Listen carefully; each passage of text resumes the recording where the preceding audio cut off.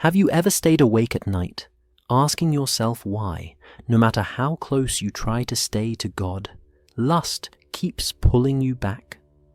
What if the reason it keeps winning isn't what you think, and discovering it could finally set you free? Watch closely, because this isn't just another video. This is the wake-up call your soul desperately needs. What if I told you that this struggle isn't yours alone? Even those chosen by God in history wrestled with it. David, a man after God's own heart, chosen to lead a nation, fell into temptation that nearly destroyed him.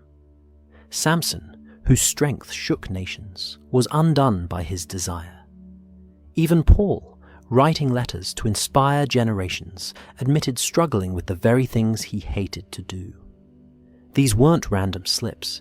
They were targeted attacks on men carrying extraordinary destinies. Here's the truth. Lust is not just human weakness. It's spiritual warfare. Ephesians 6:12 reminds us, "For we do not wrestle against flesh and blood, but against principalities, powers, and rulers of darkness." The enemy doesn't fear the ordinary. He fears the extraordinary. And that includes you. The higher your calling, the sharper the attacks. The more sensitive your spirit, the more piercing the temptation. The more isolated you walk, the more fertile the ground becomes for hidden battles. Lust is a weapon designed to distract, drain, and distance you from your destiny.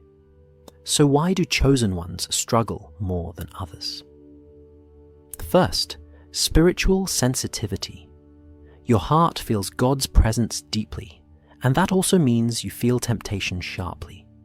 Every thought, every desire, every whisper of sin hits harder. The enemy knows this and targets it. Second, isolation. Walking alone is often part of your calling. Fewer friends truly understand your life. Fewer people hold you accountable. Quiet nights become moments where lust creeps in silently. Solitude is not a curse, but it can become a battlefield if left unchecked. Third, high calling attracts high attack. The enemy doesn't fear your weakness, he fears your destiny. Lust is one of his oldest tactics to distract, drain, and distance you from God's plan. Every seductive thought is aimed to derail your impact. Fourth, emotional wounds, rejection, heartbreak, betrayal. Unhealed pain leaves cracks in the soul. Fifth, strong spirit, weak flesh. Even those chosen for extraordinary purposes wrestle with temptation. Powerful gifts do not cancel human weakness. Spiritual discipline, prayer, fasting, and renewing the mind are your weapons. Lust is a battle, but it can be overcome with consistent training of the soul. Here's the perspective that changes everything. Your struggle may actually be a sign of God's favor. The more God has anointed you, the more relentless the attacks. The intensity of temptation often mirrors the threat your destiny poses to the enemy. So here's the question you need to ask yourself. How will you respond to this battle? Will you let lust define your story, or will you let God use it to shape your destiny? As you know now why you're tempted by lust, let me tell you how to break free. First, recognize the attack. Lust is not random. If you are called by God, every temptation can be a test, a distraction, or a door the enemy is trying to slip through to slow your destiny. Seeing it for what it is, a targeted attack, gives you clarity and power to fight strategically. Second, guard your eyes. What you see daily shapes what you desire. Every image, video, or screen you feed your mind can either strengthen you or weaken your resolve. You can't fight temptation with your eyes open to it. Protect what you look at. Your eyes are the gateway to your heart. As Jesus said in Matthew 6:22, "The eye is the lamp of the body. If your eyes are healthy, your whole body will be full of light." What you focus on determines the condition of your heart and your life. Third, face your shame. Many hide their battles, believing they are alone or failing. Shame only strengthens the enemy. Name your struggle, confront it honestly, and let it push you toward God, not away. Awareness turns what was hidden into your first line of defense. Fourth, fight with spiritual weapons.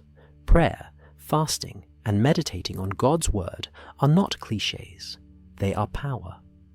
Every time you choose God over your flesh, every time you pray when temptation comes, you train your soul. Your weakness becomes a channel for God's strength.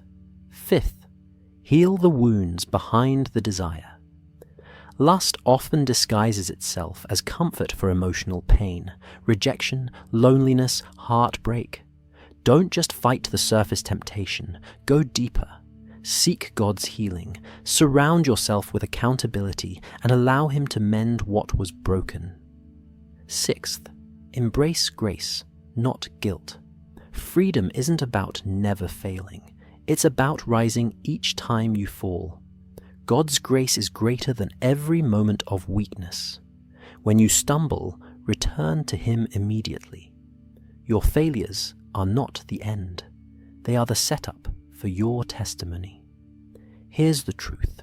Your struggle could be shaping you for greatness. Each battle teaches discipline, humility, and reliance on God. Every small victory strengthens your spirit and positions you for impact.